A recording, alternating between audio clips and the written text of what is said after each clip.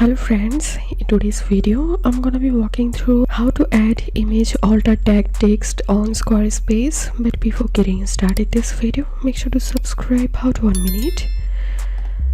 So right now I'm going to add alter text to this image. So I'm going to my page menu and selecting shop page.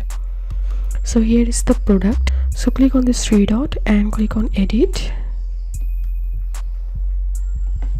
And now I'm going to selecting this image, clicking on this three dot and edit metadata, and here we can see the option to add alter tag text. So now we can easily add alter text here,